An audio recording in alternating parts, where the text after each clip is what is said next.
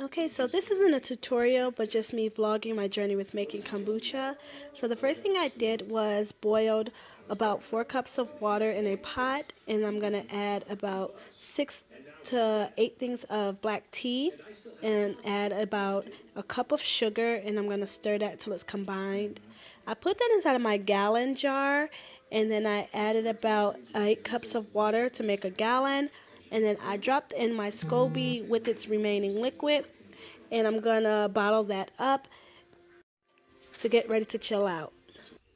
Alright, you guys, so there's my kombucha up there. It's set and it's ready to start brewing. I'll put it on the top shelf of my cabinet. That way the temperature is consistent up there and it's kind of out the way. I don't have to worry about no one messing with it. So I'll be checking in on this and we'll see how this goes. Okay, so it's been about 10 days and I'm getting ready to start the process for the second fermentation. I've already cleaned my hands very well, and I'm just going to remove the mother out of my mother SCOBY out of my jar, and I'm going to put that in another bowl, and I'm going to add some of the liquid to it. That way when I go to start my next batch, I'll have my starter liquid and I'll have my SCOBY. I don't know if you guys can see it, but there's the original smaller SCOBY, and then that flat disc is the new SCOBY that formed while it was fermenting right there. So I have these mason jars until my original bottles come in, and I'm just going to be adding about 2 cups of the kombucha to each of these bottles. And after I get done with that, I'm going to be adding the juices that you can see right there to these bottles. That way I can get ready to ferment them. I don't know how this is going to turn out because I have such a large gap of air in them, but I guess we will see as the process goes on.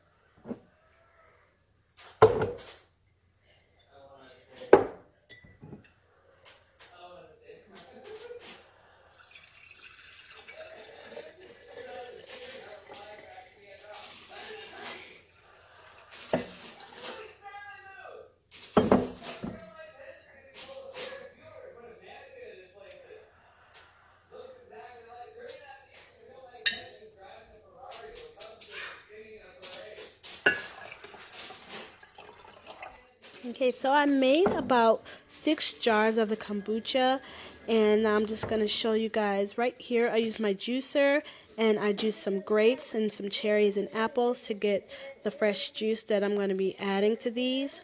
And these are the jars right here.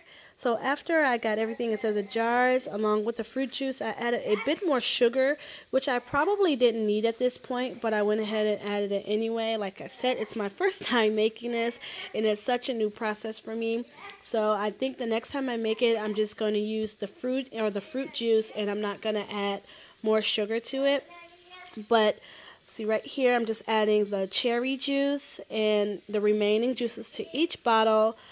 Each one of the bottles, I did make sure I cleaned them very well, so I didn't have anything in them. I made sure all the soap and everything was out of them, just so I didn't introduce any bad bacteria or anything to my juices. And you guys can see them right here on the counter. They look really yummy. I could actually drink them as they are, but I wanted to go ahead and jar them up so that I can build a little bit of carbonation into each one of them. This process was so much fun, and I can't wait to do it again. The juices look amazing, and like I said, I just can't wait to try this again.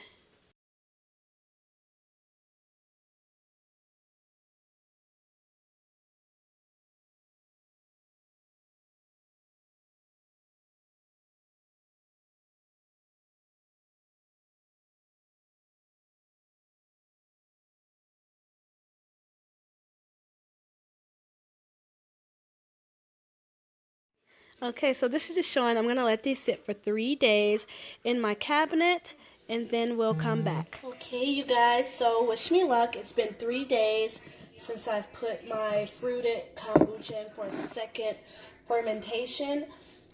This one right here is that blend of all 3 juices. This is the all 3 juices. Let's see, I think this might be just apple, and these I didn't label them, I should have. But I think that's apple, and I think I have 2 that have all 3, and then I have 2 of the grape, I believe, or 3 of the all 3.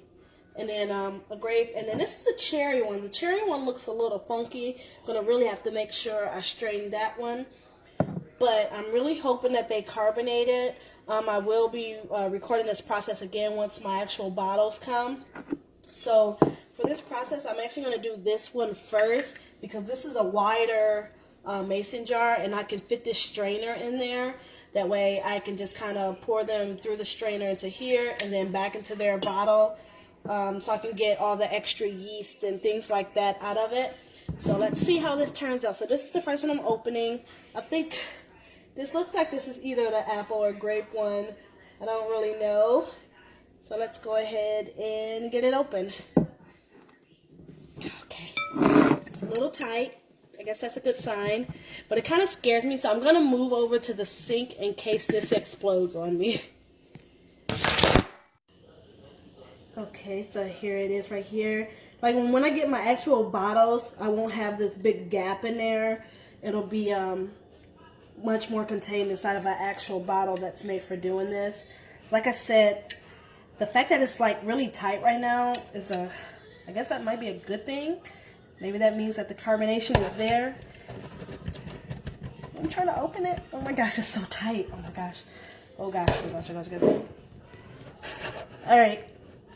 I'm going to pause this, try to get this open, and then I'll be back.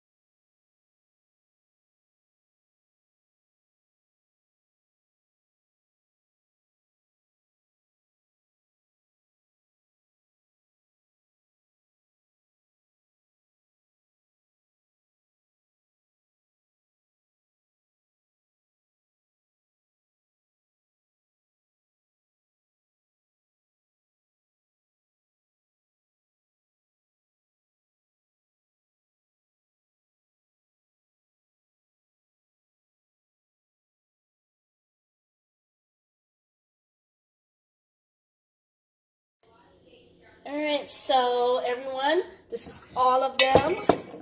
We have these 2 right here. Both of these carbonated pretty good. The cherry one, it had a little carbonation, and I also think it's due to the amount of space that I had in my bottles. These 2 carbonated pretty good.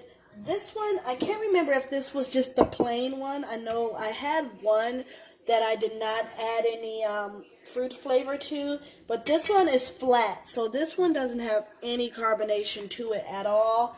And like I said, next time I'll have to make sure that I'm labeling these so I know what fruit went into each one. It gives me an idea of what fruits work out better. But I mean, this still tastes pretty good. This one's still really good. It's just a natural fermented sweet tea flavor. I haven't tasted these ones yet because even though they have the carbonation there, because they still have the living bacteria and yeast in there, I think I'm going to let them sit out in the cabinet for another day, and then I'll place them in the refrigerator, and they are ready to drink. Overall, I'm very, very pleased with this process, pleased with the outcome of everything, and I'm going to actually get ready to brew up. I'm going to show you guys another batch of kombucha.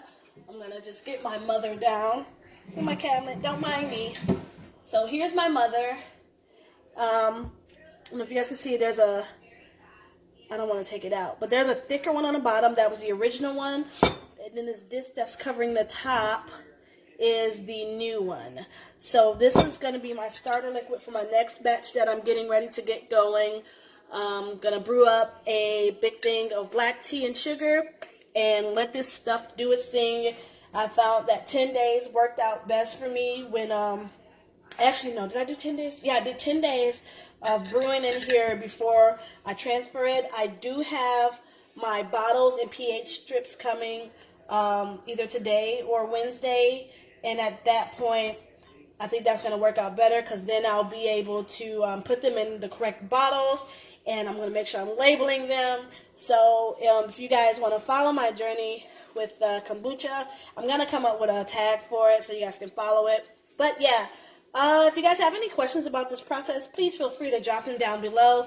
Or if you guys brew kombucha yourself, leave me some tips and tricks on getting a better carbonation out of them. Like I said, I really think it's just because I use these mason jars and I didn't really fill them. I left a lot of airspace in there. So I'm not going to talk you guys' ears off. Thank you guys for tuning into the video, and I hope you guys have a great day. Bye. Okay, so there we have it.